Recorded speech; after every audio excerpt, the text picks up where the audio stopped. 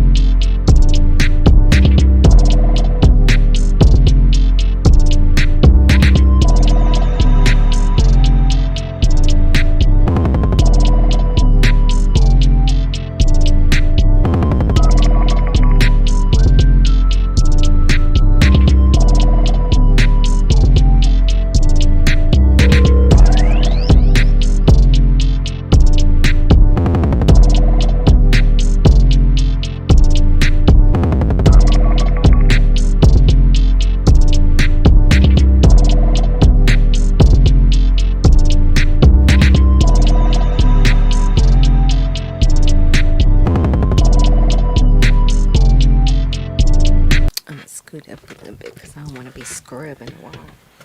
What up, y'all? This is I Make Mad Beats, live in effect from outer space, an unapologetic studio. I'm checking my levels, and yes, my levels are just fine. Indeed, indeed. Welcome to another episode of Type Beats, a producer podcast, where we talk about all things producer and really anything we want to talk about as producers. In the building currently, like I said, I'm I Make Mad Beats, and my cast is here today. Unique. C major. Yes, indeed. Yes, indeed. They must be having a happy life with them smiles. That's what's up. Man. The rest of the world is going through turmoil, but we're going to skip past that. Man, what we got for topics today? First of all, hold on. Before we go into topics, if you haven't already, download the Unapologetic World app, available for iOS and Android devices. It is available for free, and there's a lot of really cool stuff in it. You know what I'm saying? Definitely. Yeah. What we got for topics, C-Mage? Yeah. So we got having to decline an artist from buying a beat. Have you ever had to tell a nigga, nah? Played that fire Play in front that of shit, their ass. and they want to get it, and you like, nah, I can't even get it to you. I've been through that so many. I've been in those And we get, situations. when is the mix done? When, how many versions, how many revisions are you doing? When is the mix done, and how do you know? And then we have, as a producer, engineer, a writer, or label owner, when do you invest in an artist? How do you know that this artist is one to invest in? So yeah, I feel like we start with the declining artist to buy a beat. Let's get on that. Yeah, so tell me about a scenario where that happened. Yeah. All right. So I've done this multiple times, and I feel like it's just because my beat catalog isn't organized enough to prevent this from happening as many times as it has, and also Hold on, so lesson number one, organize your beats. organize it. And I'm saying like I got my shit. I be thinking I have. If you think you organized, you not. Like I be thinking I be having my shit organized. Like I got dates. I got like the year that was created, but also like I feel like J.E. When I was at he got like a iTunes catalog of his beats, and they're like broken down in a genre. They're broken down into like BPM Super, and all of that whatever. stuff.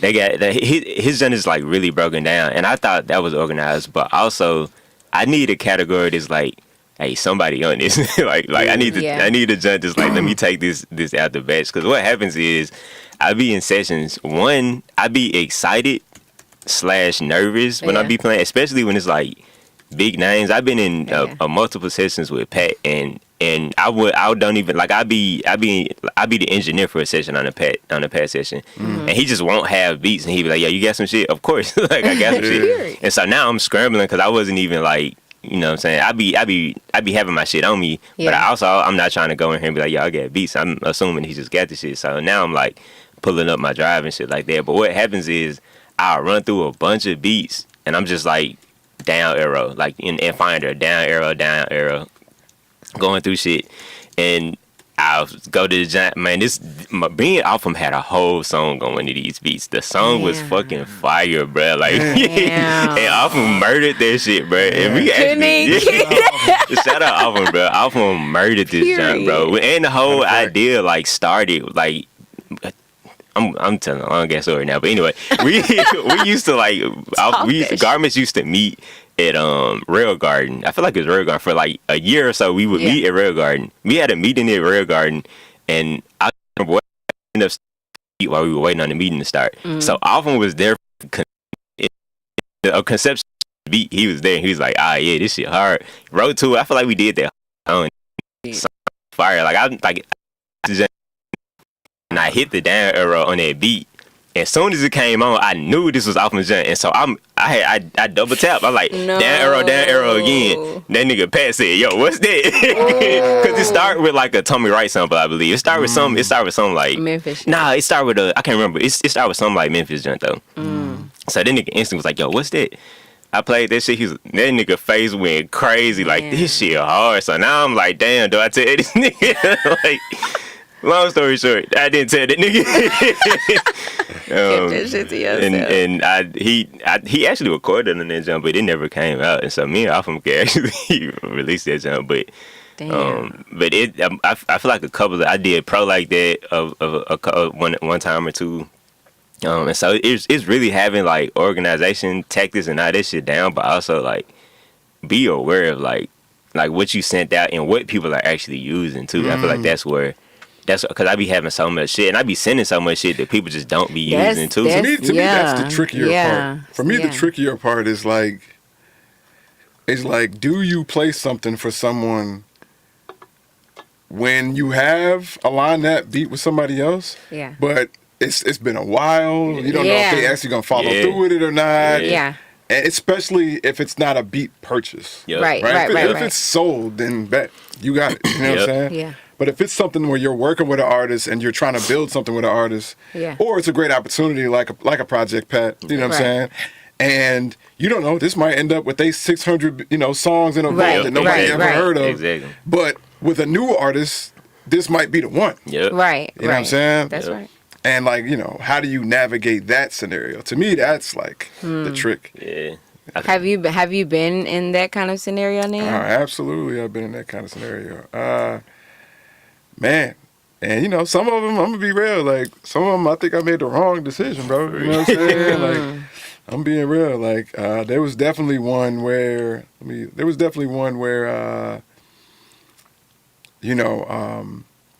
big shout out my brother Midas the Beast. You know what I'm saying? Period. There was definitely one where I was holding a beat for Midas, and I accidentally was just another one of them scenarios, bro. Where you know what it was?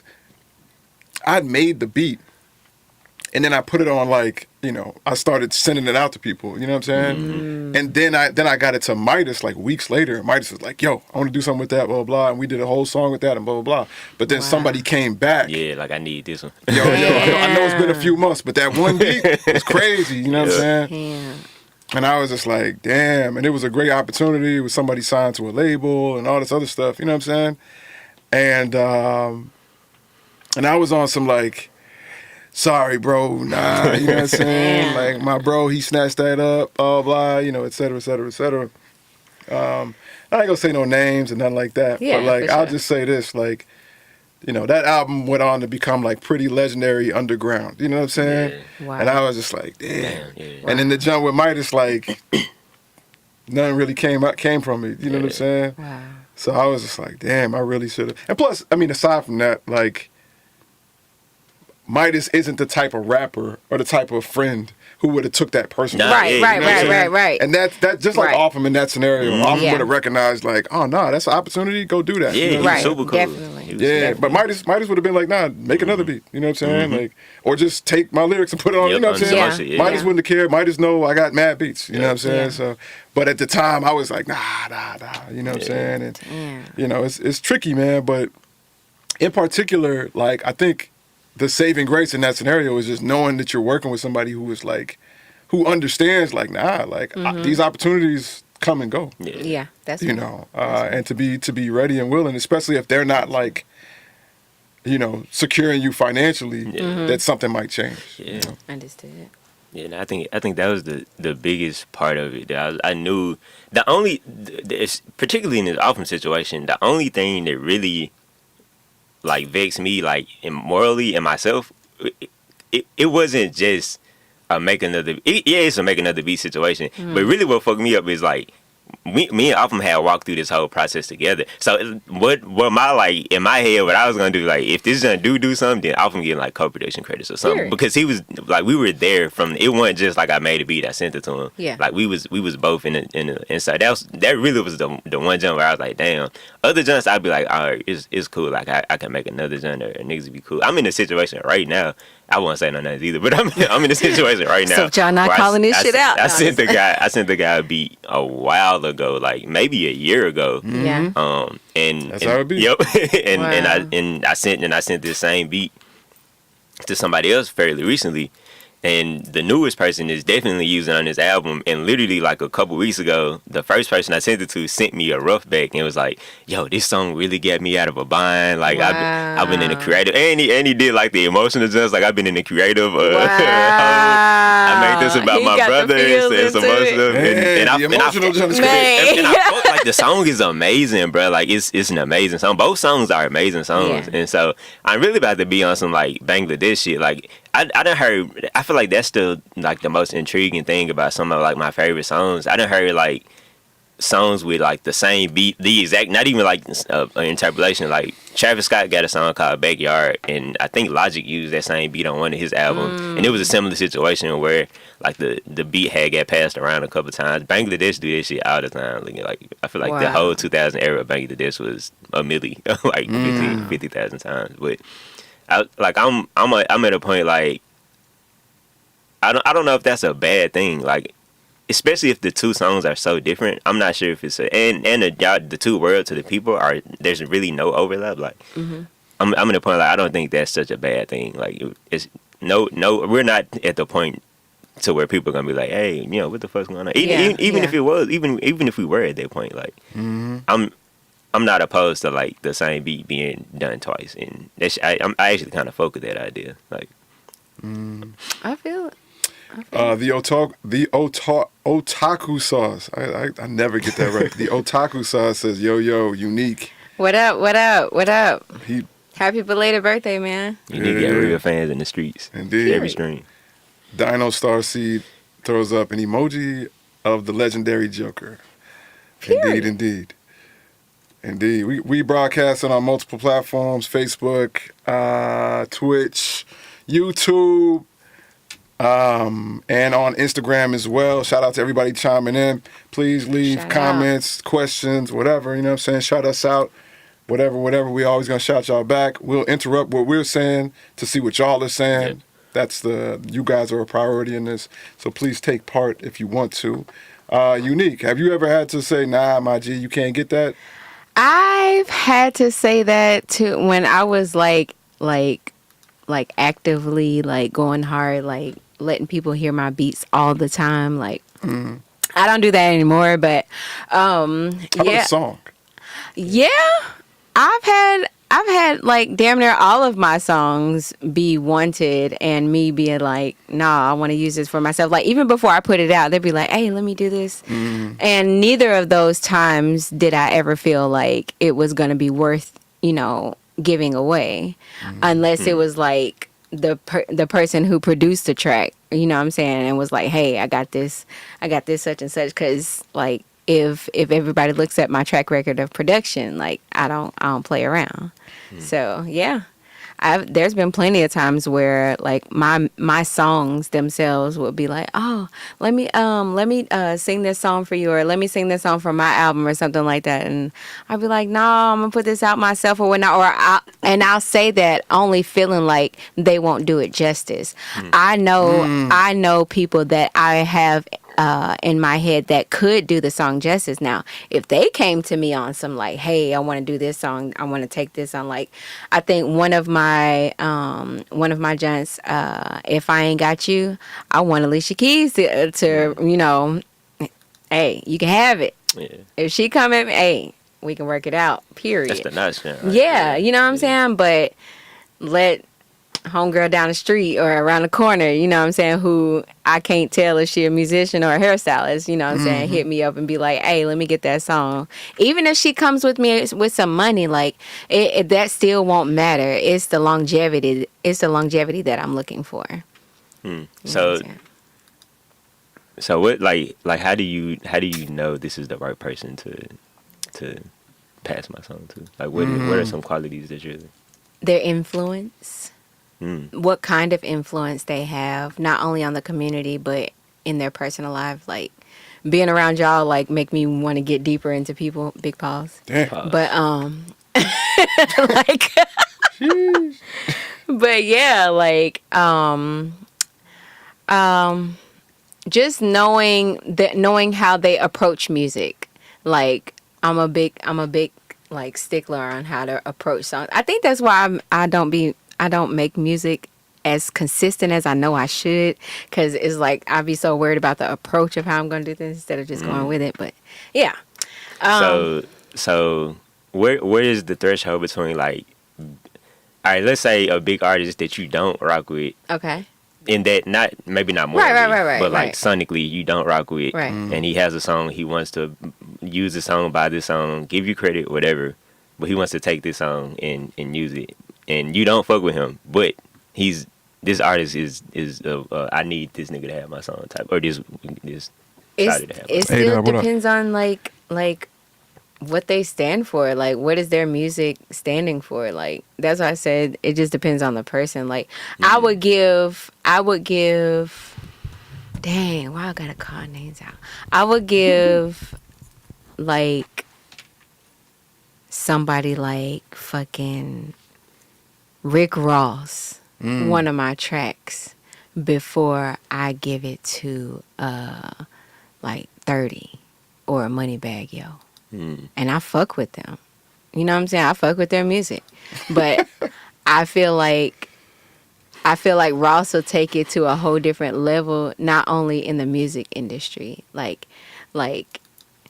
he'll take it like to his different markets and stuff like that. Like he got wing spots, he's got liquor, he's got all these car shows that he does.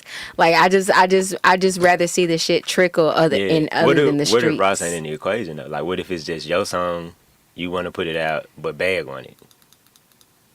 Is that a no? You really fuck with the song, it's yours, and Bad like I want the hook, and then I'm gonna rap over it. Oh, yeah. I'll sell parts of my song. Hell yeah, I'll definitely do that. I haven't been approached with a task like that, but hell yeah. But I don't know, shit. Hey, LJ. He's out in the wilderness chiming in. Oh, boy, he said he's gonna be here around 9:00 tonight. Damn. He said, "What's the bag needed if they're local and don't have the influence to take the song?" I that's the thing. Like I still wouldn't even like. Yeah, I feel like the locally is an easier jump for me to be like, nah, I'm good. And I if I'm not rocking with that person, then it's an easy no. But if I do fuck with them, then it'll just be rates, my normal rate. I'm not too attached to songs that I'm working with unless it's like somebody else junk. And so if you're talking about like if it's a beat or a song that's already being used, then I'm not sure what the bag would be. I'm not sure if I would be okay with that. Period. I would just be like, yo, let's just make something else. Yeah, like I wouldn't even feel right. The only thing I feel like that would make me take a song away from an artist that I work with is if that song could both do something for us that we couldn't do for ourselves. Right. I feel that. Let me just ask y'all this though. Just in general, right? Like when it comes to songs being or beats or / songs being acceptable, like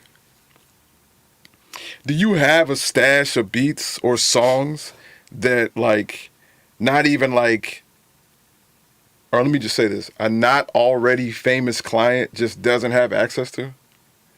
Meaning like do you have a folder that's waiting on like major label clients? Or do you or just do you have beats that like if so and so is like, yo, C-Mage, I want a beat, I got a rack right now for you, right? That's not enough to get these certain beats. Yeah, nah, I definitely, and it's not even like on no organization shit. It's just like I have a tier of beats that's like, and I'm starting to get out of this. Like I feel like I maybe in the last year just got out of this mindset, and I still don't know how I react to playing some of these beats to people that I got beats that like I for sure know like Big Sean would kill this or some level of and I can't get that out of my head, and so I definitely got like not even just a folder, but I just got like a bunch of beats that I listened to, and I was like, nah, this ain't no like whoever just trying to buy some studio time, whatever type beat. Like this ain't nobody. This just I'm just looking for a beat to rap on. This is a specific like major somebody. This is a hit record. I definitely have like hit record beats. This not like I'm not easily. You're not easily getting these things. So I definitely have hit songs that I've written that I'm not too fast to even let the public hear like at all. So how does somebody get access to that? Yeah, I would play them in those rooms. I would play those specific tracks in those rooms. So what you're really saying is, in order to get in those rooms, you got to get in those rooms. Yeah. Right? Yeah. Okay, yeah. So damn, we're talking. So let's talk about this. This sounds like a bottleneck issue. So, right, if you have just set aside to be in specific rooms, as a producer or songwriter, what are you doing to get in those rooms? Because if you're not getting in those rooms, then those beats are just sitting there. Yeah. Yep.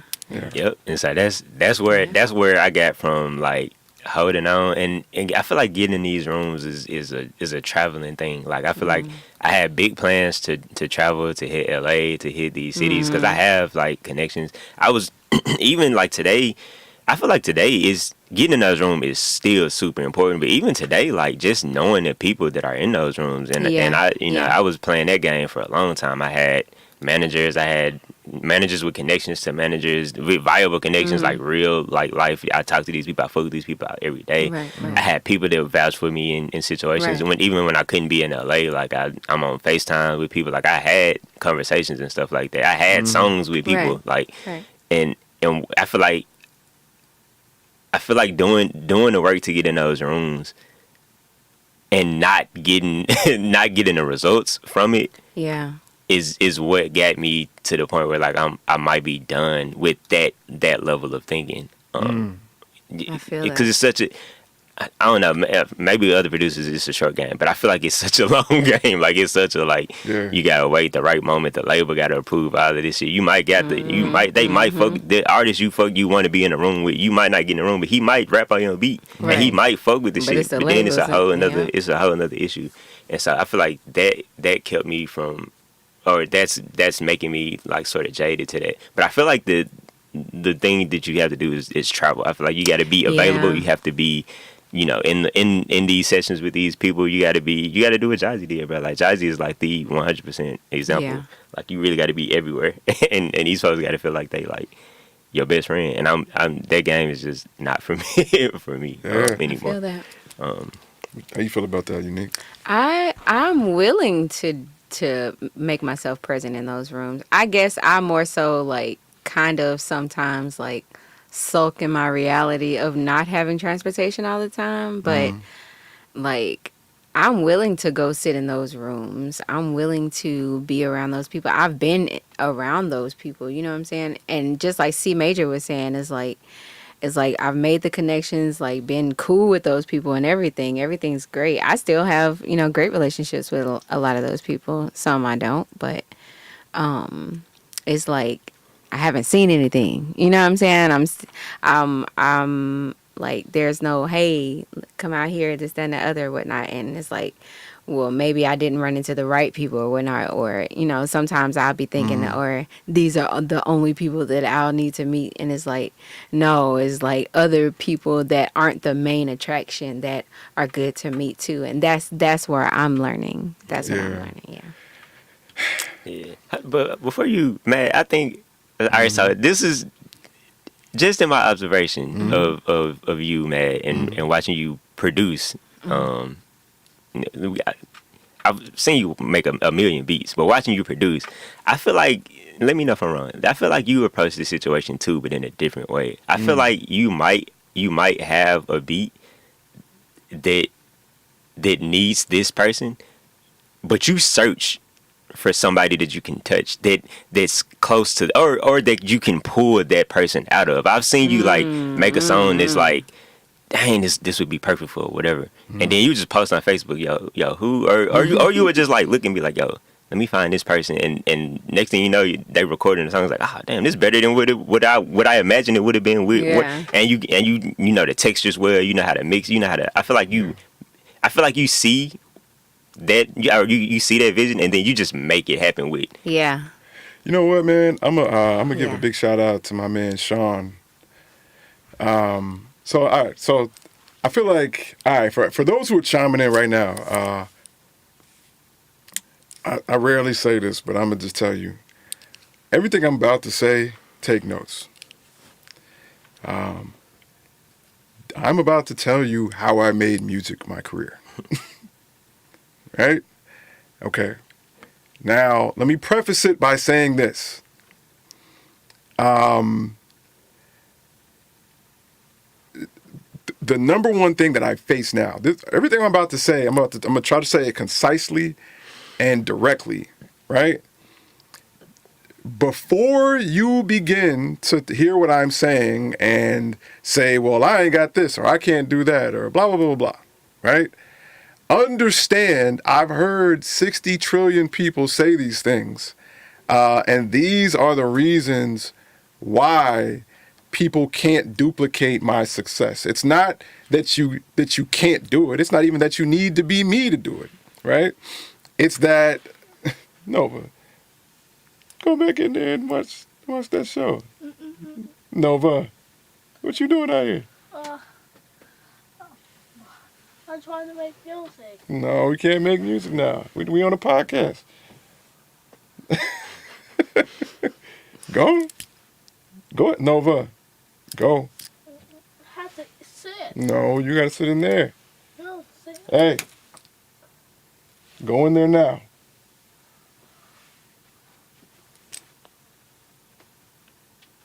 I hope I had parents too. No, that too. Indeed. Parents. Shout out to having a son that just want to bogart your podcast to make music. I'm slick not mad at that. At all. Right? He had the I'm NBC telling you, standalone. he saw the vision.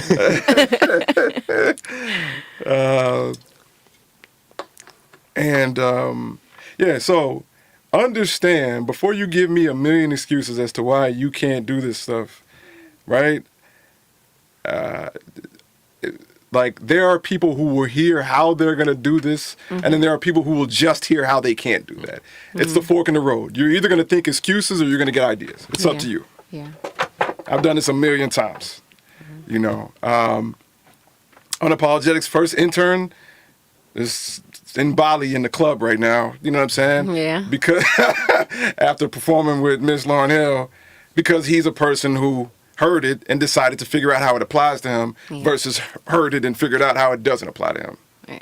So it's up to you. I'm going to tell my story now. Okay. First thing I'm going to address what you said, C-Mage. Man, I learned a lot because when I was first trying to make music and trying to get a name for myself, I was just thinking like, yo, get these features. Try to get these beats to these already known people, or get already known people on my music. Yeah. You know, I was trying to play the game straight up.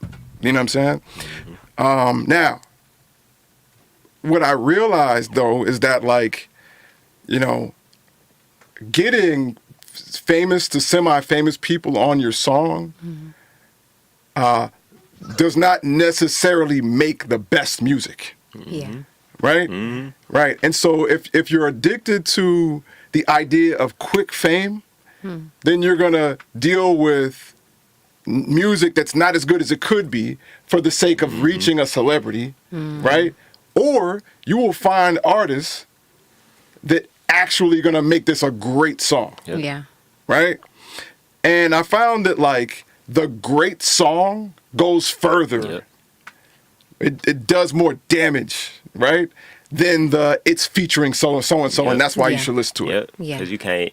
It ain't the. I'm gonna let you finish this. I feel that. but the relationship is just not there. Like it That's versus right. a person is willing to work, communicate with. It's just different. Like when you just send it off a song to be featured. Even if you can't get in the room with that person, like it's just different than working with a peer or somebody that really respects you and knows what you're doing. Like versus. I hear that all the time in your stuff. Like, all right.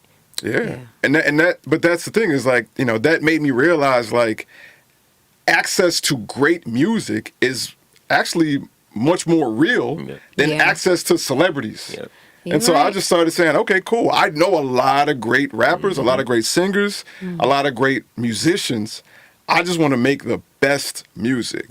Now, that leans into the greater story here of how I navigate all of this stuff. I'm going to tell you something that a homie of mine told me that changed my life.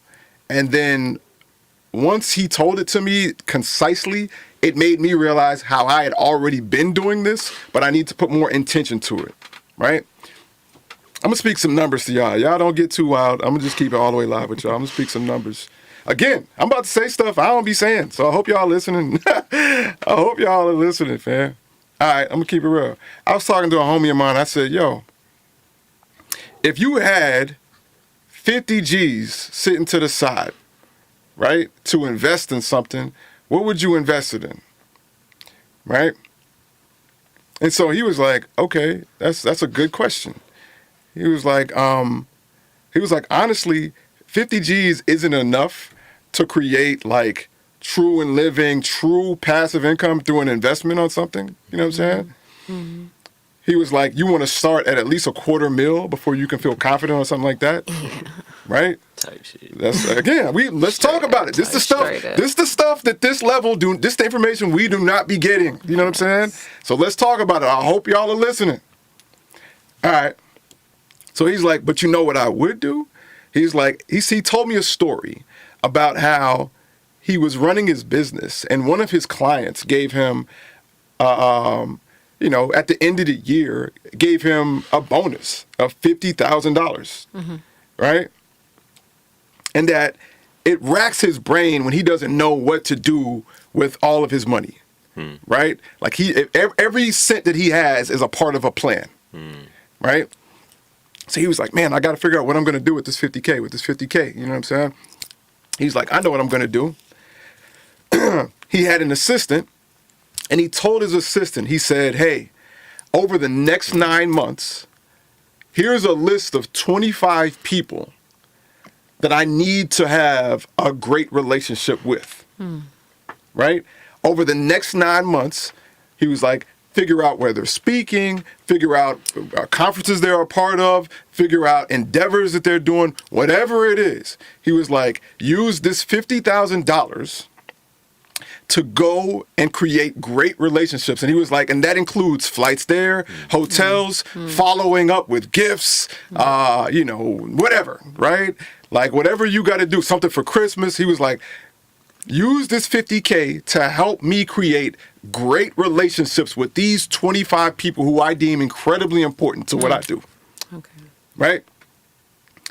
And that's what happened. Over 9 months, that's what he did, right? He said at the end of that first year, he made his first $1 million. Right? And he said, look, I have been running this business for years. Yeah. Right? But he was like, the things that I invested in before that moment were employees, devices, buildings, functional things, right? He was like, this was the first time he dedicated 5 figures worth of money to just relationships, right? To a strategic approach to creating relationships. And he was like, that's how I made my first $1 million. He was like, it was not having a great product. It was not having a great service. It was having great relationships. Right? Okay. Now, everybody's heard your net worth is your net worth, but as your network is your net worth, right? Right. The point of this story is not to just say that and be like, oh, okay, I'm gonna go out and meet people. No, it was how much of a system he had to do this. He didn't just say it and thought it was cool and went out to some let's go network and party downtown. Yeah. No, he did it systematically. Yeah, spent money on it. Spent money. Yeah. He invested on it. It wasn't just $5, $20. Right. Right? He was investing thousands of dollars in relationships. Right? Now, here's the thing. After he created those relationships, because networking will get your foot in the door, what you can do keeps your foot in the door. It pulls the rest of you in the door. So the fact that he had these products and these services and these systems ready, as soon as he got in there, that got him his first 6-figure contract. His first 7-figure contract. Right?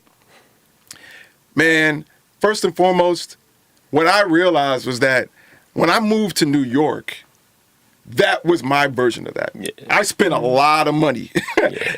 Moving to New York, staying in New York, dealing with New York, right? But I created a lot of relationships you cannot create just randomly walking around in your own city.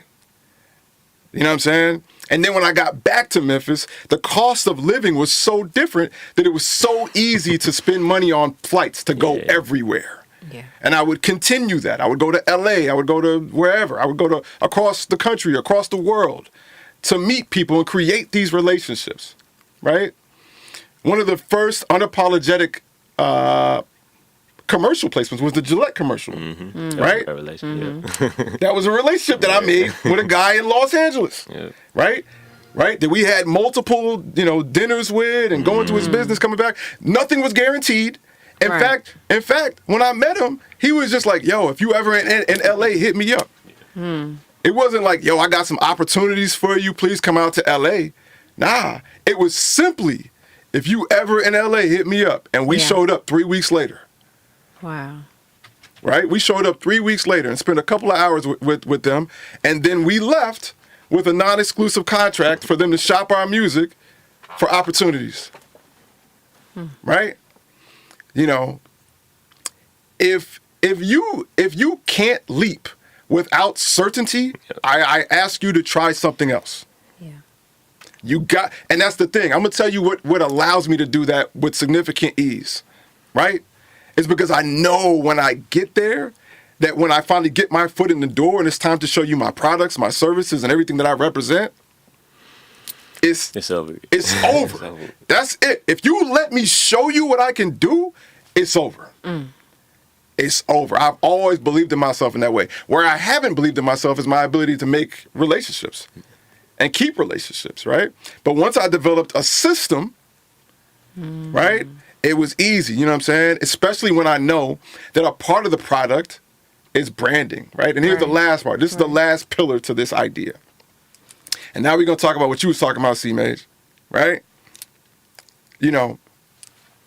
I gave up on that approach. Yeah. And we've talked about Yep. this. You know what I'm We saying? had many conversations. Absolutely. Like that whole, let me send a beat in and let it go through the Yeah. 60,000 layers of whether or not it makes it to somebody's album and Yeah. you just waiting on your big break and fuck that. You know what I'm saying? I gave up on that. You know what I'm saying?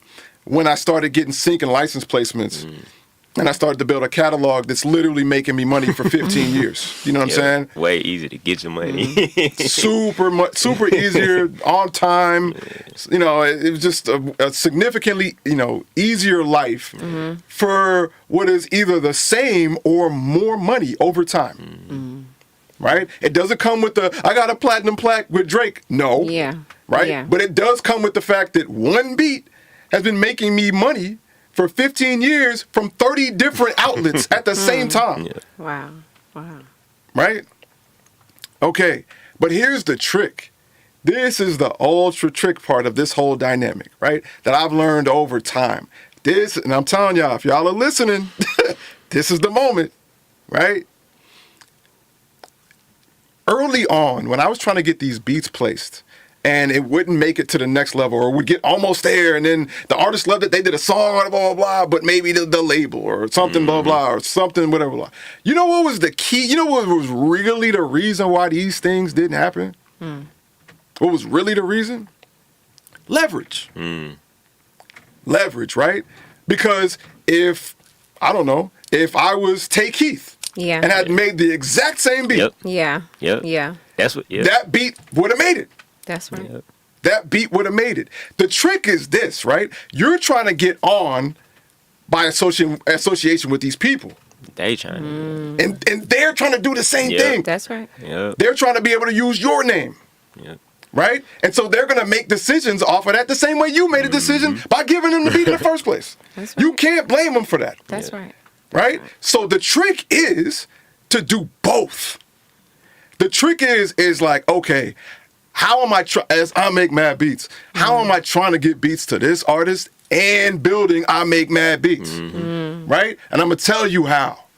The how is this: you want to be shopping beats, you want to be getting beats to other people or other organizations, and at the same time, whether that's working with one artist or many, or in the form of branding or in the form of a movement, be building something with artists on your side. You have to be doing both. Yep. Right? Like, for example, I wonder how many beats Knife Wonder sent to people before it took Little Brother being discovered, and now everybody was Yep. like, yo, we got this the Knife email. Wonder. Yeah, yeah, We got the yeah. You know what I'm saying? Yeah. Even locally, we can name producers the same way. Yeah. Yeah. How many producers we know probably send out thousands of beats, Yeah. right? That's And right. then one of these girls pop off, Yep. That's right. right? And now all of a sudden people are like, yo, I think I got some beats from bro Yep. 6 months ago. Yeah. Yeah. We got Yeah. the email. You're I've right. been in sessions with that. I definitely dealt with that So- recently. Absolutely. You have to take on the fact that you got to do both. Yep. That's right. You have to do both because it's a combination of a great product and leverage that secures, right? I get opportunities the same way. It's just not even specifically with artists. You know what I'm saying? It might be with businesses, right? Businesses are not just like, hey, I make mad beats. We want you to do this because we think you're the greatest producer of all time. No, it's business. It's businesses are like, oh no, he has a great refined product. We like what he does. We like all of that stuff or whatever, blah, blah. And also, look at who he Yep. is in his city. Yeah. He did this with this. He did that with that. He The got a leverage. key. Absolutely. Yeah. It's like, damn, nah, this is a good person to say we Yeah. got him to do our shit. Yeah. Yeah. You know what I'm saying? You have to take responsibility for that side. You can't escape that side, right? If you're the type to complain about that, well, they deal with popularity. Get out the game. Yep. Yeah. Get out the game. Yeah. You're not going to survive, and you can't complain your way into success. It's impossible. Get out the game. Compete on both sides or leave. It's that simple. It really is. Yep. That's how I do it. Yeah. I take responsibility. I take accountability. That's it. Yep. Sure. Right? If people don't know me, whose fault is that? That's my fault. Yeah. That ain't nobody else's fault. Yep. It's your That's fault, C-Man? That's Yep. right. Nah, I'm talking for you, yeah. Nah, not for you. For me, it's my fault. Yeah. I'm just saying, like, Yeah. people, like, the value of my name is only my Yep. fault. Yeah. That's right. And you have to take responsibility for that. You can't, if you're depending on functionality, it has never been a worse time to depend on functionality because now the machines are coming for you. It's not even just other people, That's right. right? Now you got whole AI bots who can make songs in half a second. Like, if your name doesn't mean something, if there's no idea attached to your name, good luck. Yeah. Good luck, fam. Yeah, I feel like watching. I mean, we had many conversations about this, but I feel like just watching you make the world really inspired, especially in the last 2-3 years, really inspired me to like. I feel like I told you this a while ago. Like I'm 95%. I'm 95%. I'm just working with who I'm building with, and then I'm still like leaving, like you said, 5% open for like, all right, you know, maybe this, or you know, maybe I got this relationship.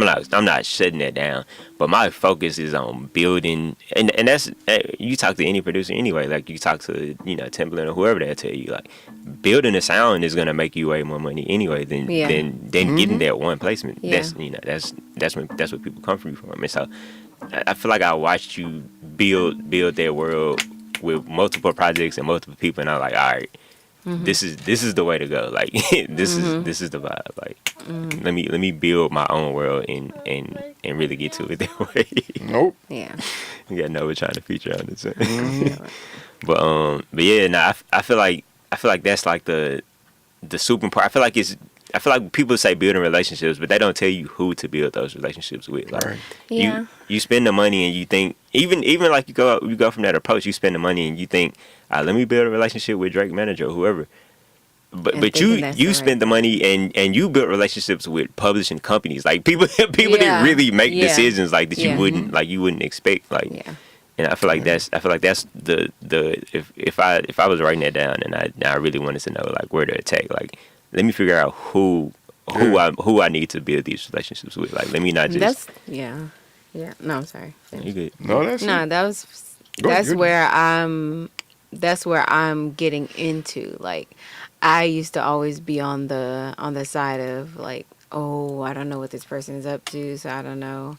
Or just always guarded, you know what I'm saying? But like I do realize those relationships that don't even have anything to do with what I do matter. You know what I'm saying? Just I never know. You literally never know who you're running into, you know what I'm saying? Or who you're sitting in the company of. But just by having that, oh, I see you smiling all the time, like I hear that all the time, or you have a great spirit or whatnot, you know what I'm saying? Not realizing like those are things that build, the relationship between you and that person that you see all the time, you know what I'm saying? Yeah, and then while you're building that and then building your own brand, I feel like it's funner this way too. Like Absolutely. when you're not trying to search for this Yeah. big placement or Yeah. holding beats, holding hundreds of beats because you sent this to somebody, they fuck with it, they might use it. Like Yeah. when you just really locked in with a few Yeah. people, like this shit is so much more fun. It's so Yeah. much more fulfilling, bro. Like it really becomes not like. For a while, you get into, or I ain't gonna say you, for a while, I speak for myself, like for a while, it started to get like a job. Like it Yeah. started to feel like I'm Yeah. I'm For legit real. clocking in. Like, all right, Yep. let me check on this person. Let me hit, this. Yeah, let me hit, that's definitely what it let felt me hit my like. cousin up. Let me hit this. Let me see what's up with this one. Like, let me go. Spend 3 hours, 4 hours with him at the lab and cook up for G-Eazy or whoever the fuck. Like, Yeah. and you just clocking in. I'm just making 20 beats in Yeah. an hour because he say he fuck with this. Like, Yeah. this the Yeah. vibe he on. Like, that shit is not fun, bro. Like, it's way more fun when I'm locked in with Puncho and we sit and we have a fucking 2-hour conversation Yeah. before we even start. Like, I'm learning about this nigga life. Like, I'm learning about him as a person. Right. Like, and then I see, it makes much more sense. Like, Yeah.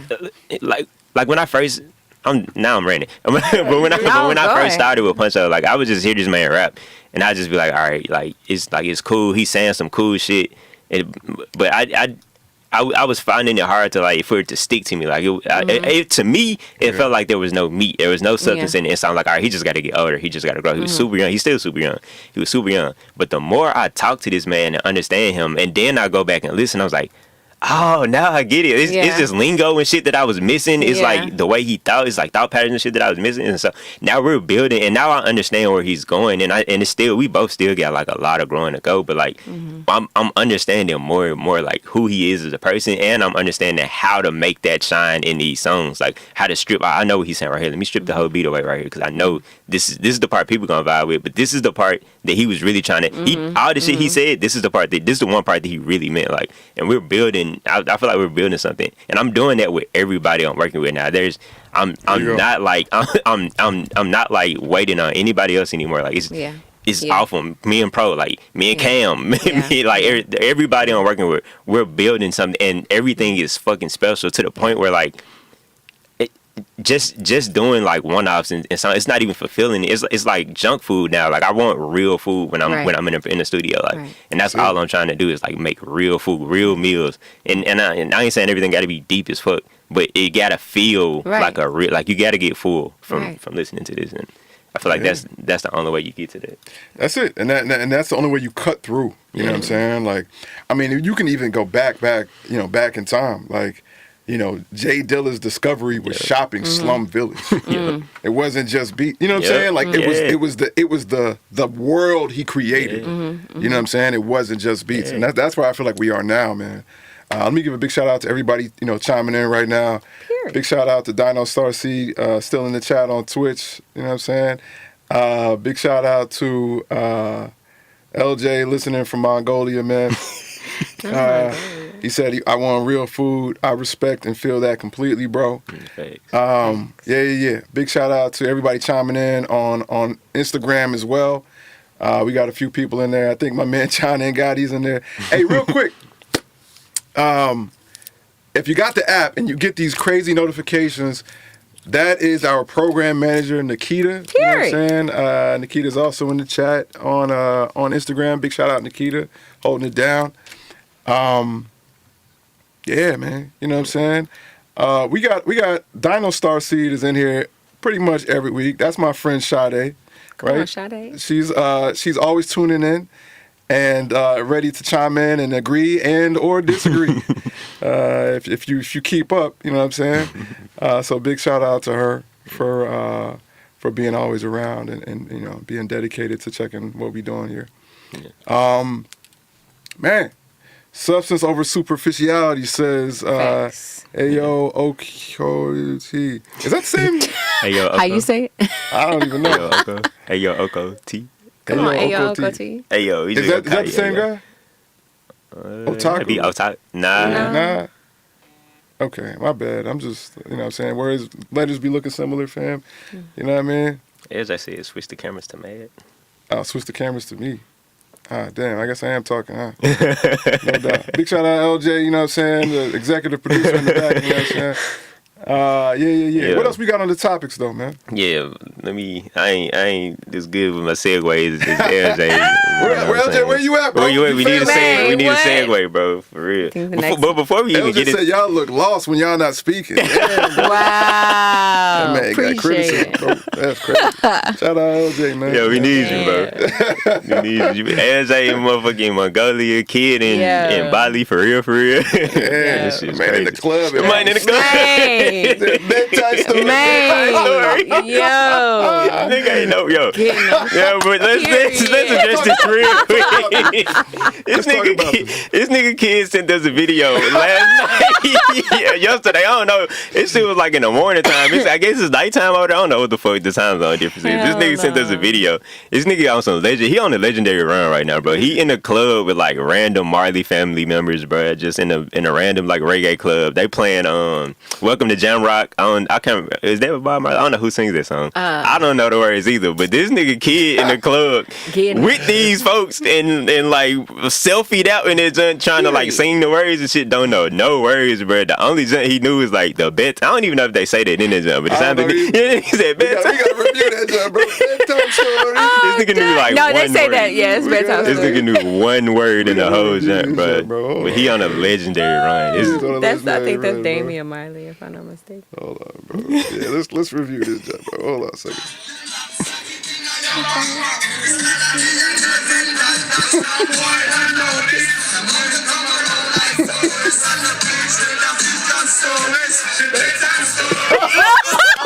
That's the only words this that nigga, he knew this shit. You know the bedtime stories, fam. Period. Bro, he tried to hit the first jump and didn't know it.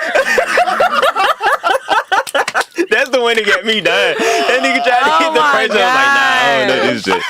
You knew the Hell bedtime story. One Shout out the second. kid, bro. Shout out Kid Maestro, That nigga bro. running. Man, worldwide, bro. You know what I'm saying? Bedtime story. Yeah. Yeah, man. Before we get into next stuff, I did want to say, man, like, What's up? do you get nervous when playing niggas beats? Like, is that or have you ever got nervous when playing niggas? Oh yeah, absolutely, absolutely. Yeah, back in the day, especially at like Quad, because I was just like, bro, you know, LJ said, "Damn, y'all cooking kid." Yeah, man, bedtime stories. Yeah, man, because like I saw so many legendary Yeah. producers Yeah, Quad is crazy. playing beats for artists at Quad, and they just be sounding like it's already on somebody's greatest hits album. Like, it just be sounding so polished. And then I'm talking to producers, and they said that before they play stuff for artists, they get it mixed and mastered in the studio. You know, now I'm talking about with an SSL console and a mastering engineer just to play, the beat for artists. You know what I'm saying? And I'm just like, bruh, that's crazy. That's when I realized, like, bro, I got to get better at everything. You know what I'm saying? But yeah, I definitely used to get nervous back then playing beats for people. But it's different now because for a couple of reasons. I'm just better. Yep. Right. I'm a better producer. I'm a better musician. But I think I just have more control now over how it happens. You know what I'm saying? Like, I'm not afraid of somebody's speakers or somebody's setup or whatever, blah, blah. They coming into the world. Yeah, they coming into my world. That's number one. But then number two, it's also like, you know, I am much more of an established thing now, right? So if you do come into my world, you kind of know what to expect. Or you kind of know the world I live in. You know what I'm saying? Like, you're not coming to me, and if my shit don't sound like DJ Mustard, you're confused. You know what I'm saying? Like, you kind of have a general idea of like, oh, nah, this guy's a little bit different. It's probably a little bit more jazz type shit, in it or whatever. But he can do a lot of stuff in that. Let's see what's up. You know what I'm saying? And, you know, back in the day when you don't have that kind of establishment, you can be nervous because somebody can be expecting the opposite of who and what you are, and because of that, dismiss you. Yep. You know, like imagine, you know, if when Soundwave hops into the lab and like, you know, they're expecting Mike Will. Yeah. You know what I'm saying? Yeah. And they don't know who Soundwave is. They might be like, yo, what's this nigga? Get You this know what I'm saying? nigga out of here. Like, get The this shit nigga playing out of here. hard. Like Yeah, it's just not yeah. for this person. Like, Right. But if they know who Soundwave is, then they're like, oh, nah, this is some Kendrick Lamar type shit. You know what I'm saying? Like, all right, we need to figure out how to fuck with this. Yeah. You know. And, you know, that's kind of where I am now. You know, obviously, we have a lot more to do and a lot more ways to grow. I still feel like I'm just getting started crazily. But no, I don't really get nervous anymore, especially when I've seen at every level, every style can work now. Mm-hmm. You know, and I literally mean that. Like, you know, I mean, like, you know, there was a time similar to like vinyl when we thought vinyl was dying and it didn't. There was a time when we thought boom bap was dying. Yeah. You know, we thought, oh shit, man, Samples, like, breaks, all that shit was like, all right, this ain't a hit. This Yeah. is a cool record. yeah. But now we've seen people make hits and huge artists, you know, rock boom bap stuff, and you just realize like, nah, there's still a place for this. And so it just allows me to feel like I can play whatever. Yeah. I can play something in between or something otherworldly. Yeah. You know. So I think what makes me feel like I can just play anything and not be nervous is just knowing no matter what I play, I mixed it correctly. Yeah. Yep. It's gonna knock. It's gonna sound clear. It's gonna work. You know. I feel that. I feel like that's where I used to be. And I haven't been in this situation in a minute, but I used to be super nervous, like in a like a bigger studio setting and playing like I'd be in a set like Pat would play like 50 beats, 20 beats, most of them Juicy J, like straight out of Juicy J, like MPC type shit, and then he'd be like, all right, you got something? And then I'd be like, you want me to go after this shit? And then I'd be like nervous as hell, but shit used to like work out. But I feel like I agree, like the same sentiment. Like if I'm at home and even if I'm with the person that like understands like who I am and what I'm doing, like I'm excited as hell. Like I'm knowing I'm finna play this thing. And even if this ain't the vibe you want right now, like I know it's gonna be like understood and like all right, I might pen that, I might tuck that, we might do this later or whatever. Like Yeah. I used to be in this, and something like, especially as like before I really started to learn how to mix, I used to be in sessions sweating like, damn, I don't know if I guess shit. I'd be in sessions. I used to go to Young Ave and meet up with like Kid Shine and shit and like play shit. I used to like, bro, I know this be hard. You just don't hear it because this shit like muffled as hell. Like, let me just mix this shit real quick. That's it. And you just sitting there hoping that somebody can see past that. Yeah. Like, look, man, I know like, you know what I'm saying? Once I get y'all the stems and shit, we I gonna got tired of that. Yep. I got tired of Having saying to shit like, explain the shit yo, all man, the once it time. get mixed, Yeah. like, Nah, let me make sure that shit come out the MPC. Like, yeah. let's go. Yeah. Exactly. That's definitely exactly. how I feel about like when I record my own songs or whatnot at home on my Focusrite. I just find myself having to explain myself all the time. Bro, You absolutely have to explain. You know what I'm saying? before all Big shout out songs, KT. I see you in the chat, my G. before all songs, just make sure niggas know like I recorded this on Focus right. And be like, Yeah. okay, bet. Yeah.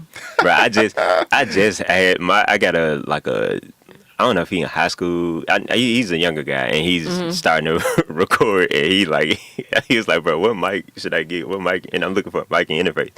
What should I get? And my next question was like, what's your budget? And he was like, yeah, like I got like 150 or something. I was like, Oh damn. I'm gonna have to get you the Focus right, bro. Period. Like, and that was the first time I ever suggested anybody use the Focus right. But also, Y'all, this nigga's I in like middle understand. school or some shit. Like he just trying to see if he fuck with it. So. I'm currently trying to But get nah. rid of mine at this moment. Yeah, I was Focus right game too for a minute. So I'm It's so glad lasted. that I was I'm Focus so right game. glad It's lasted. that I never. That, you know, I've been a part of many forms of poverty. That was not one. Damn. You know what I'm saying? Yeah. Indeed, that was not one of them. You know what I'm saying? Hey, Man, it shout be out, like hey, yo, that, man. So the homie name is KT. Big shout out KT. He Say dropping, he dropping mad words in the chat, man. Thank you for rapping at us. You know what I'm saying? Nikita is still in the building. You know what I'm saying? What's the next topic, man? Hey, okay. Yeah. So all right. The next topic is when is the fucking mix done? When is the mix done? Mix done?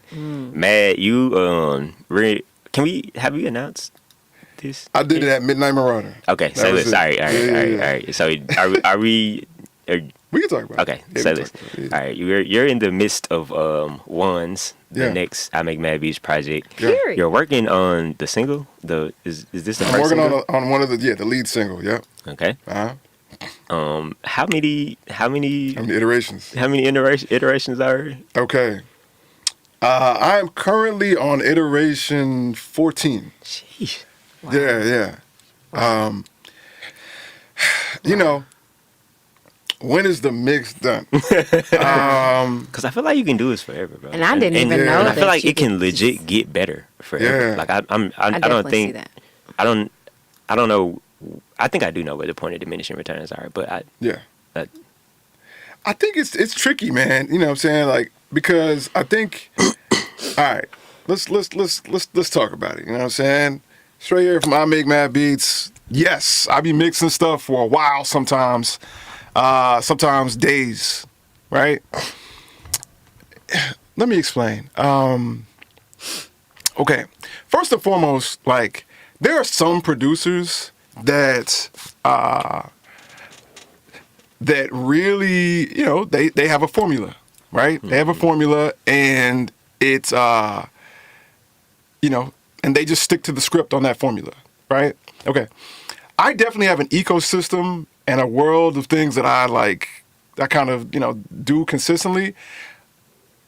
But if you listen to Juan's, it sounds nothing like anything I've ever done. You know what I'm saying? And so it's tricky to say how many mixes or how long should you mix something when you're learning how to mix something new, right? Because you're doing something different, right?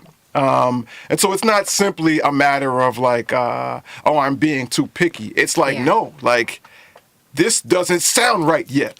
Yeah. It's not do I use this delay or that delay and blah, blah, blah, blah. Yeah. No, it's like there are still mistakes. Yeah. This is still not the vision. Yeah. You know what I'm saying? And it's just not the vision yet because you're constantly learning how to do new things. Yeah. Yeah. And this is one of the new things.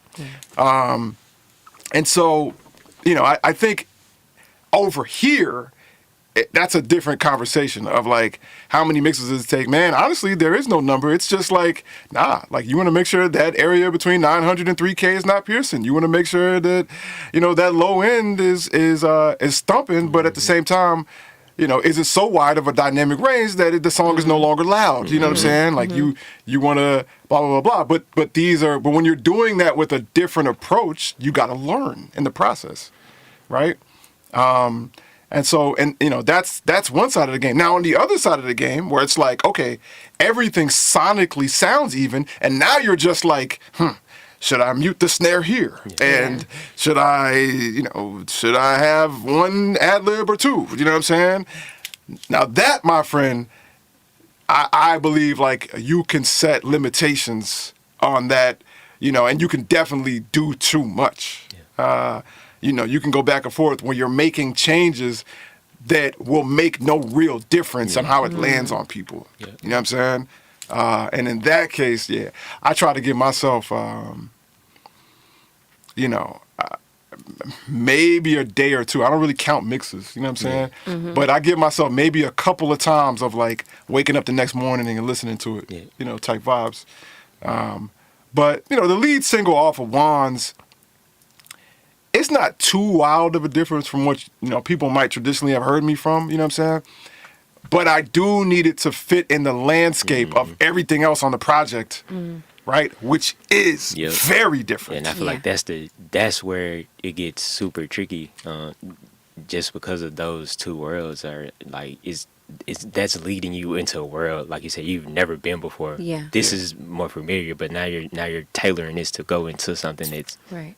outer space. Creating And experience I feel like for that's it. where it gets. That's where it's like, all right, I'm learning tools as I go. I'm learning, you know, practices as I go. Type situations. Like I feel like that's when. And then, like I said, I feel that too. Like the number, focusing on the number is crazy because from 12 to 13, it might just be like one small change. Yeah. Yeah. Yeah, that's it. But That's from how- 2 to 14, it's like a different song. Yeah. Like, Absolutely. and so focusing on the, I feel like it's the feel thing, and then I feel like it gets to a point like I feel like you can get to a point where you're holding. To me, it's like if I'm holding on to a song that needs to come out, and it can come out in this and make the impact that I wanted to make. If it could come out in this state and make the impact that I want to make, then I think we're done. Like I think this is it. If I'm that's- I feel that.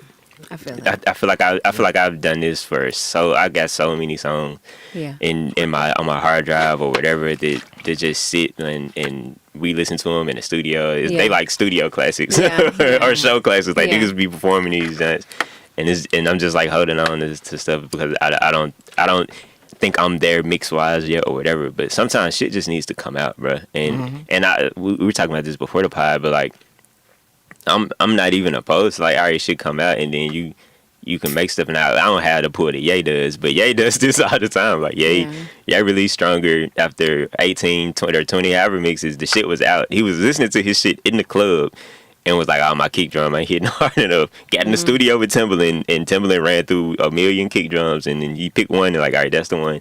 And re-released the joint, and he do this shit still to this day. Like with Pablo had Wolves on it. Wolves was a completely different song when Life of Pablo first came out, and then he re-uploaded it again. Took Frank Ocean off and put that on another song. Like he just really is revising stuff as it goes, and it's a beauty to that process too. Now his whole rollout is that like he drops the whole album and it's legit changing. He doesn't even. I don't think his last 2 albums released on Apple Music that released on his website, and you get live updates from the album. Like he might change this or whatever, which is insane in itself, but also there's a beauty to that as well. But that's very insane. But I feel like if I'm holding on to a song, project or whatever that needs to come out, even if I know I can do better, I think I can do better. If I can't do it right now, like if I don't know what I need to do to make it better, then it sometimes it just needs to come out. Or I get with Mad and I'm like, hey, can we walk through this whole project? Can you or I get with somebody who knows where to take this. But the music has to come out, bro. Like it. See.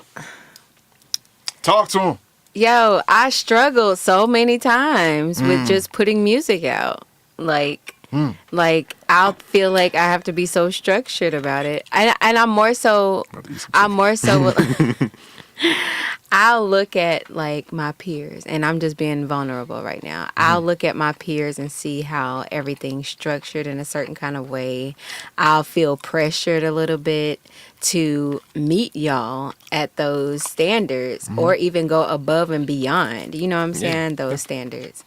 And I'll find myself like cornering myself and just not putting anything out. And then here it is a year or so down the line, I still haven't put anything out. Nobody really knows who I am, but I'm still here type shit. Like, and looking like, I'm just a fly on the wall. You know what I'm saying? And that's very discouraging. But I more so wonder, like, have I been just like discouraging my damn self? Like, but like, I really want to put the music out. I just sometimes don't know how. I know how, but like, and y'all will give me advice on how, and then you won't. You'll be like, okay, you'll point to it. Okay, it needs to look like this, and then go from there. And sometimes I can admit I get after I let my frustrations get to me, I get lazy. But like, honestly speaking, like, I've been like finding ways to like break out of that. That's why I just released, like, I started back releasing on the app like recently, under my sample section. Like, I stopped doing that for a while because my brain started just running fucking wild. Like, oh, it doesn't look like C majors, or it doesn't look like Mads, or you know what I'm saying? Like, it doesn't like, I'm not making an impact like Cam or this, that, and the other. You know what I'm saying? And it's like, okay, what kind of relationships am I making? Like, they did the footwork too. Like, what am I not doing to, like, you know what I'm saying? Like, create those relationships to where I can, feel comfortable with putting my stuff out or whatnot, and not feeling like it won't be heard or anything like that. Or, you know what I'm saying? What Nikita said, are you not confident in it? I am very confident in it. And in a sense, I'm not. If I'm just being 100% real, I'm more so not confident in it because of what I haven't taken the time to learn about. So let me ask you, let's dive into this a bit. What about it are you confident in? Like, in your music? Like, what would you say generally you're confident in? I'm confident in the way I've built the song. I'm confident in the way that I bring the idea to life. Yep. I'm not confident in the way I sing it sometimes. I'm not confident in my storytelling all the time. That's great.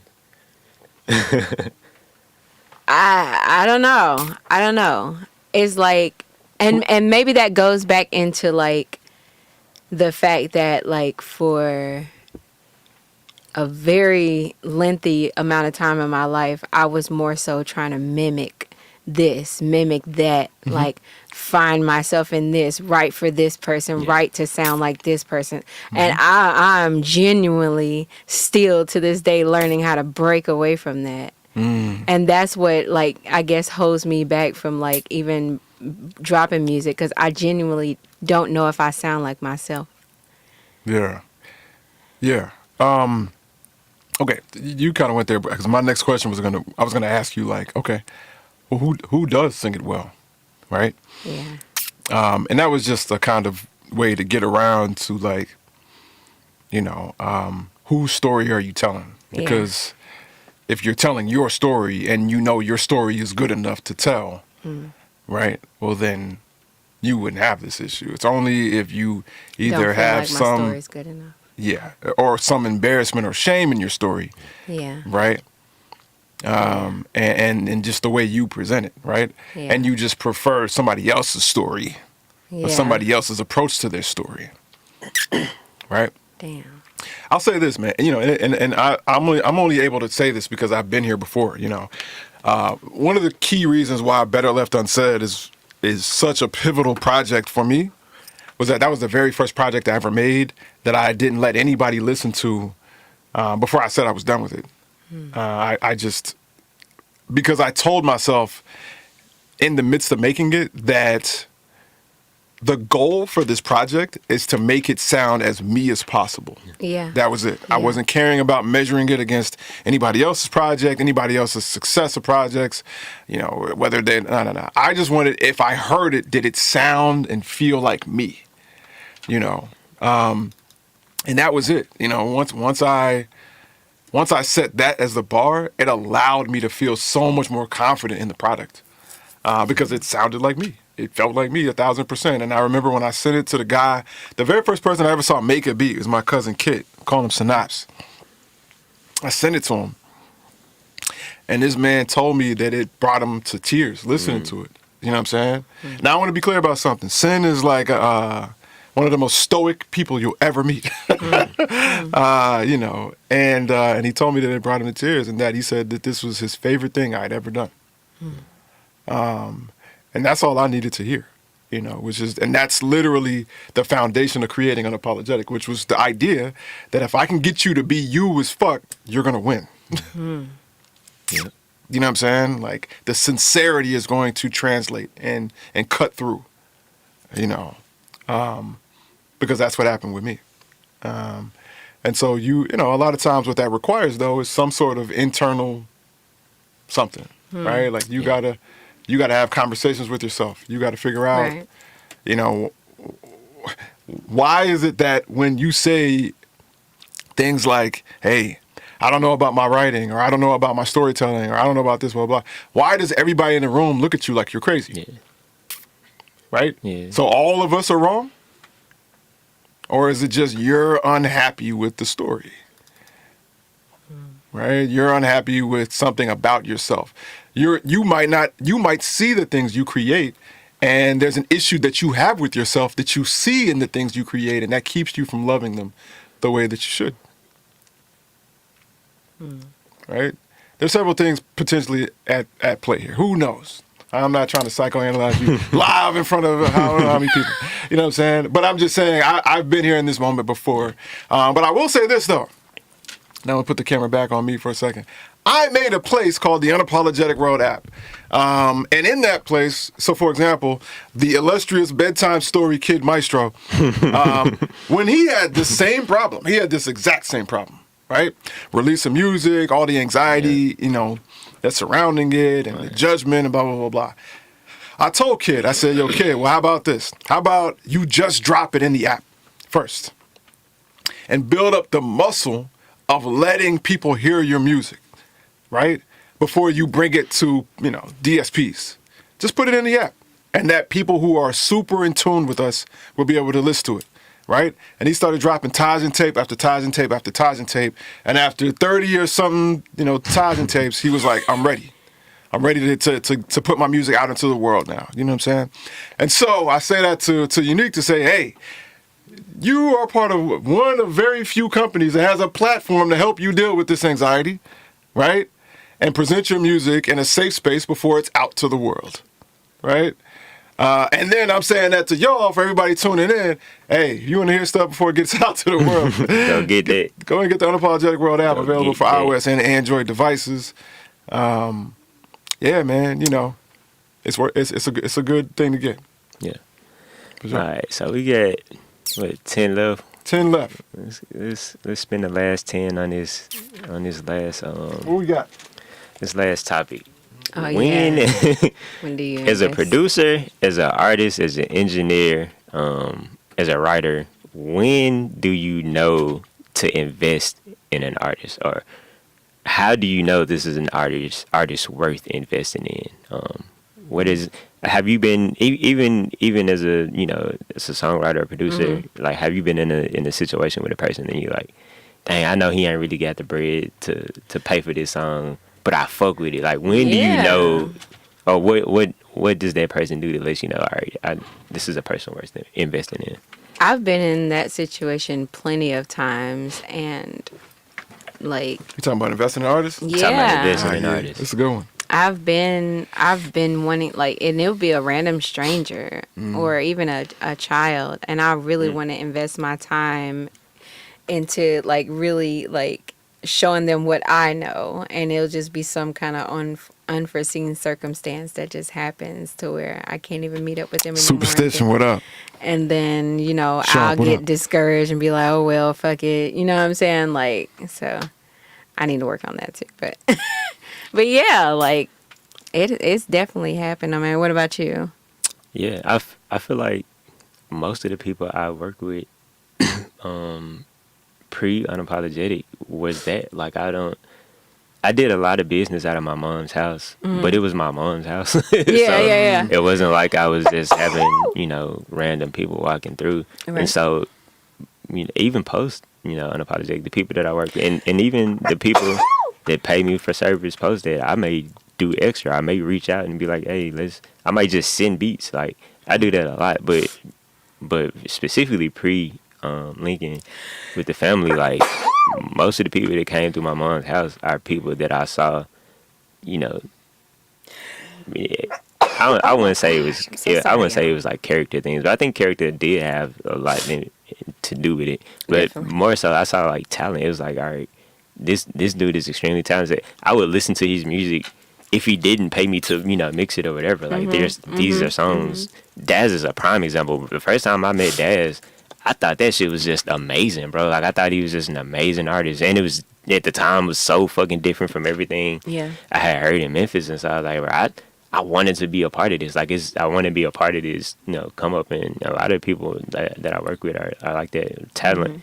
And I think I just, before linking with the family, I think I was just lucky enough that these people were assholes. Either the character matched a lot of it, and so I have real relationships. Like, these are real family to me. But I think it's for me, it started with the talent, but I think now, just from learning, it starts with the character, and that's directly from Unapologetic. It's character over everything. And so I feel like I feel like a character would be like, nah, I really, this is a good dude. Like, he might not even be that talented to me, but this nigga, he is a good dude, and he won it. Like, it has to match with some type of way. I can't just be throwing my shit away and you're not trying to do nothing. But if you can match character with will, then you down there. All right, let's do something. Like, let's rock. That's how I feel about some of the like, even the people that I follow. Like, I've been finding myself like really going down my following list and just, why am I following this person? This, that, and the other. What intrigues me about them? And I've just found myself like just realizing the people that I do find their music attractive. Like, not calling, not saying y'all ugly, but I'm just saying I'm attracted to you guys in a What up, certain Janine? kind of way. Shout out to Vitamin C, people like her. Like, I love what she stands for. Like, the fact that she's a black woman is already a plus for me. But it's just how she carries herself outside of the music. You know what I'm saying? Like, she's very vulnerable. Like, she doesn't mind bringing people into her world, into her flaws, into what she deems to be a flaw. You know what I'm saying? But I just respect that, and I find myself like being drawn to that because that's me. You know what I'm saying? And like you were saying, C Major, like it's all about like, does the character match with mine? You know what I'm saying? To make me even invest in being a follower of you, like liking everything you do, all that kind of stuff. So yeah. Yeah, that's from a producer engineer standpoint. But man, what from a label owner standpoint? You've invested in quite a few people. Definitely. What lets you know this person is worth being invested in? Yeah, so I'll just go back to the beginning. Nothing tells the truth like time. Yeah. Yeah. The first thing I would say to people is that you gotta have patience. Like you can't get excited about somebody and just like run them through one test and be like, all right, let's go. You know what I'm saying? Like, because I find that most people, if they see you as a potential opportunity, they will present to you their best face. Not all of their faces or even an aggregate of their faces. Yeah. Their best face, right? And so for me, like, I watch people for months. You know what I'm saying? I mean, there's people I'm watching right now. I watch people for weeks to months, and see how they respond to things, see how they deal. There are a few things that, to me, go ahead of talent on whether or not people will be successful in whatever they do. Yeah. Right? And I can break that down to a few very specific qualities. First and foremost, I need to see how you deal with discomfort. That's it. Over time, right? If you value comfort too much, leave. You will, go and do it in spare time. Have it as a hobby. You know what I'm saying? Something that you do every now and then on Thanksgiving, whatever, when you're comfortable. But this, being a professional at anything is not directly linked to comfort. Yeah. It means when you're called, you shoot, aim, and kill. That's what it is. Right? It's not when you feel like do it. It's when it needs to get done. Yeah. Right? That's the difference between a hobbyist and a professional. Right? And so I often, one of the first things that I look for is like where you land on the spectrum of valuing comfort and how much you need it. Right? How much, if you don't have it, how badly does it change how you show up? Yeah. Right? Do you still show up, but you just not really good at what you do and you're so aggravated and frustrated and high dealing with anxiety, or you deal with deep vices to help you deal with the discomfort, which makes you nowhere near, serviceable, et cetera, et cetera, et cetera. Or are you taking the challenge and bringing the best version of yourself, even though you're not comfortable? Yeah. Like, that's the first thing I'm looking for. It's not even close. Other things are simple things like, are you a person of your word? Right? Again, this is all things that ain't got nothing to do with music. Like, Yeah. it's just character things. It's just character over things. everything. It's like, you said something was going to happen. Did that happen? Yeah. Yeah. That's it. Do people make mistakes? Absolutely. Do things happen? Absolutely. Right? But there is a reason why your grades don't happen at the hands of one test. Yeah. It's an average of tests. Right? Because an average of tests show your true trajectory, right? If you're supposed to show up somewhere 5 times and 3 out of those 5 times you were late, you can't act like, well, this was one specific thing or one specific thing. Nah, most of the time you showed up late. Yeah. It's okay to make a generalization and average out, this is a late person. Yeah. Right? And if you're thinking about investing money into something, you can judge someone by that. Yeah. The same way you would judge anything else. If you wanted to buy a computer and it took 2 minutes to come on, right? You would judge that computer by that. You might not buy it, right? But here's the thing, right? We talk about investing in artists, right? Investing in artists ain't really got shit to do with money. Yeah. It's time. Time is Definitely. way more valuable than money. Definitely. You give somebody hours in the studio, hours outside of the studio, thinking about them, helping them figure something out, right? Then you got relationships. You're introducing them to people, Yeah. right? These are all things that are worth a lot of money, right? Like, there's so many ways to invest in an artist, right? And if I deal with character first. I'm gonna be honest, like, and if I'm being super, super real, great character usually leads to skill, and in my opinion, skill is greater than talent. Yeah. Yeah. Right? Skill is greater than talent. Talent is something that you it's something natural, Yeah. right? It comes to you easily. Most people, man, talent will fuck you up. You know what I'm saying? Yeah. Talent will have you out here not understanding the gift that you got. But skill, you definitely understand your skill because you had to work for it. That's right. So you value it more. You have higher stakes regarding it. You have the bar is higher. You will push yourself more because you know every increment, every interval of what it took to get there. Right? And so I find that high levels of character develops high levels of skill. And skill has a trajectory you can invest in. Talent has no trajectory. It just showed up. Right? So even when I find people who are naturally talented, I look for skill. So, for example, a great example of this is Michael Jordan. Michael Jordan is naturally talented, but he also worked to become skilled, right? The things Jordan was doing the second half of his career were not naturally what he was doing. Yeah. What he was naturally doing was jumping over a crowd of 7 people, Yeah. right? Okay. Fadeaway was not what he was naturally doing, but he had all the character necessary to develop skills over time in the dark on his own, right? I'm also looking I feel like anybody who played any sort of organized sports, you know where I'm going with this. You know what I'm saying? Like, I'm looking for people who work hard when the coach ain't around. Yeah. Yeah. Right? If the only time you working hard is when my eyes are looking at you, and that's the thing I want to tell y'all. Like, anybody who can invest in you, they not the only people watching you. That's right. Like, I have spies. Right? I know you're coming here and standing in front of me acting like you're the greatest thing ever, right? And then as soon as you leave here and I'm not watching you, I'm still watching you. Yep. Know that. I have people who tell me who you really are when you're not in front of me. If I'm thinking about investing something in you, I'm not gonna let it be determined by the you choose to show me. No.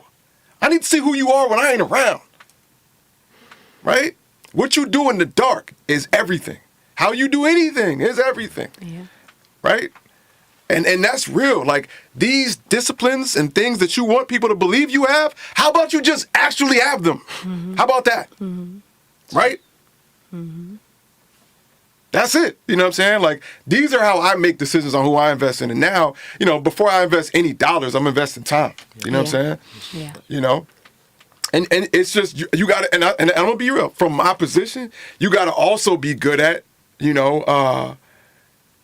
knowing how to notice the small things. Because again, like, people are not going to show you who they really are unless they really are great. You know what I'm saying? Yeah. Then they'll show you everything. Yeah. But if people know they're not disciplined, if people know that they have commitment issues, that they are likely to give up on things and blah, blah, blah, blah, that's not what they're going to show you. You know what I'm saying? But there are ways to find these things out about people without them knowing you found that out. Right. Right? And it be little stuff. It really be little stuff. And that's the beauty of it. It's so little that they don't think about it. And you can see it. You know what I'm saying? Like, I'll never forget. I'll tell y'all a story real quick. And this is a key reason why Offham is a part of this label. Right? Before Offham was a part of this label, right? Offham hired me to record and mix his album. Right? Yo, Offham used to say, hey, yo, Mad, like, I'm going to be there for a session at like 3 p.m.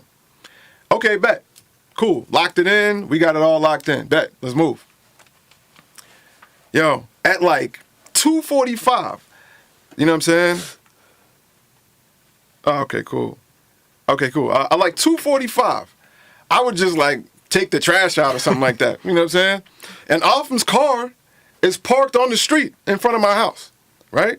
Now that's an awkward jump, so I'm just like, all right, you know what I mean? I'm not about to say what up. And like, you don't see the Yeah. You know, but you know, after a few sessions of him doing this, he would explain, and he told me, he was like, man, you know, I really needed to put this project out, and you know, if I get too comfortable, things don't really work out in my favor. So he was like, I booked the sessions before I'm even done writing the song Yeah. to put pressure on myself. And then I get here in front of your studio where there's nothing else I can do but finish the song. And then I'll get here like 2 hours ahead of time and just finish the song. So that way it's fresh to me, it's new to me. I can't be late. I'm already here and I'm ready to rock. Yeah. Hey. That's That's a real nigga. that's That, real, man. that For real, is somebody for you're real. like, nigga. okay, For real. you are ready for war. Now we're gonna help you get better at your craft, real. right? I'm not gonna immediately jump and be like, let's go, but I'm gonna be like, Yeah. okay, and then I'm gonna look at Kid Maestro like, this is a real nigga. You know what I'm saying? Like, you know, this is somebody who will put pressure on himself to deliver the product he said he was going to deliver. Right? He could have been at home in the comfort of his house. He could have been, you know, nah, he's going to sit in front of my house, look like a stalker. You know what I'm saying? Just to finish this song. That, my friend, is when I knew, like, okay, this is somebody with the right character, dedication, and, you know, and willing to deal with discomfort to get the desired product. Yeah. And that's what I'll be looking for, because this game is not a comfortable one. If you're looking for a comfortable game, this is not it. You should leave. I'm not even going to act like there's something in the middle. No, you know, just kind of, no, it's not. Leave. You should leave 1,000%. Straight Go and find something else. This is not it. If you're looking for comfort and for everything to go on time and for you to be considered about everything and for you to feel good about this and everything in your whole career, leave this building. Leave this industry. Go and do something else. This place is not for you. I promise you that. Yeah. Big shout out Red on the Yeah. beat. You know what I'm saying? And period. Shout out to it. Yeah. He's in the chat. Yeah, nah, you. Oh yeah, big shout out to it. What up? It really be the small things. I just told Puncho this the other day, the story the other day. Puncho was sitting right here. He had a session in the Andromeda, one of his first sessions over here. And he was sitting right in his chair and he was smoking. He was smoking a blunt. I don't know. Yeah, we can say that, whatever. It's actually he was smoking.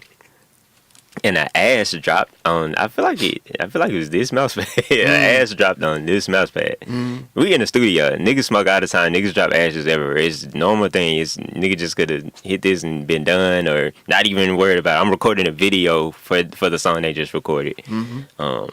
This nigga dropped the ash and was like, damn. Walked out the video, grabbed like some, I don't even know where the fuck he found the wipes, grabbed some Clorox wipes, came back in and started scrubbing the mouse pad. And that little thing right there was like, this nigga, I was already locked in with bro before then, but that really, I just told him the other day, I was like, bro, that really made me be like, you. It's a simple thing. It be little shit like that that be having me like, this is a real nigga, you know. That's all that character shit. It be like them little small things that you just overlook that get you fucked up sometimes. You're like, all right. Yeah. Nah, that's real as hell, man. It's and that's what the thing I love about those gestures is that people don't know that they're showing their true self in those moments. Yeah, it just what but it that's is. Nigga Offam's just there. Like he really living his life. That's it. That's just how he's moving. People don't realize. It's just like me. My big break was making fruit baskets. I never in my life thought, yo, I'm gonna get a big break because of how well I can put a banana next to it. Right? Yeah. I had no idea that I was being watched in that moment. Yeah. And that how specifically I did that would determine, okay, we want to put you on this session with Solange Knowles. Like, what? You know what I'm saying? And the beauty of that moment is, of those kinds of moments, well, first and foremost, if you're a producer out there and you're looking to get with an artist, you got to first recognize those moments. Like if you're like, okay, let me see if this person can rap and if they can sing, and if you're just judging the distance you can go by those things, Good. Matter of fact, just leave. Stop. You know what I'm saying? Stop. Like the people who will go the furthest are not leaning on those specific things, right? They're leaning on systems. They're leaning on dedication, commitment, grit. You know what I'm saying? All of those things, the character things. And so you have to be really good at spotting those things. You got to know when somebody's talented, but they're going to waste your time. Yeah. Right? Yeah. And it can't always be their fault when your time gets wasted. Yeah. You got to at some point blame yourself and know you saw what was necessary to know this person was going to waste my time. And you ignored it. Yeah. Right. You can't be a victim all the time because I'm going to tell you this. Right. If you're a victim all the time, I'm going to look at that too and be like, that producer is not going to go anywhere. Yeah. If you can't hold yourself accountable to who you're giving your time to and your ability or inability to see what really matters, you ain't cut out to make it either. Yeah.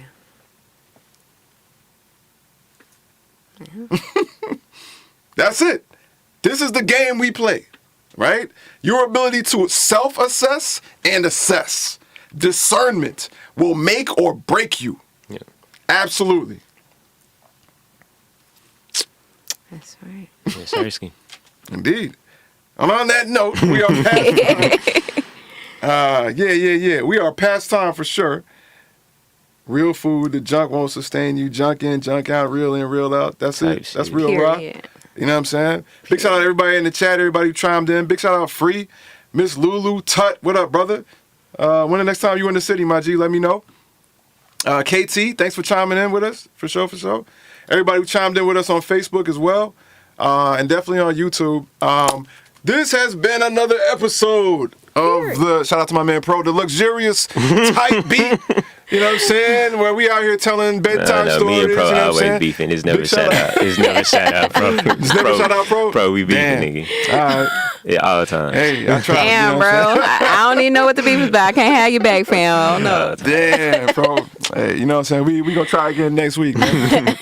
Yeah. My name is I Make Mad Beast. This has been another episode of Type Beat. Please go and download the Unapologetic World app, available for iOS and Android devices. Leave your notifications on because we give away things that way.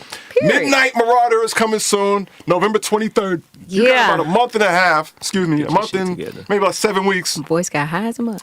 You know what I'm saying? For you to come through and check out Midnight Marauder Part 2. Let's go. It's going to be interesting. That's all I'm going to say. One more time. My name is I Make Mad Beast, and this is my cast. Unique, period. C Major. LJ. LJ, where you at, LJ, bro? Get better Kid, soon, bro. I'm Maestro, you know sending what I'm saying? Kid is still in VIP. I'm gonna send a bird to you Yeah. with a note, LJ. Indeed. Yeah, stay safe, stay dangerous, do both or do neither. Period. Peace.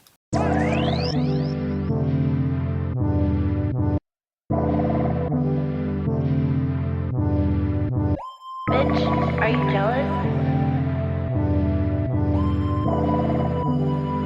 Oh shit, here we go again.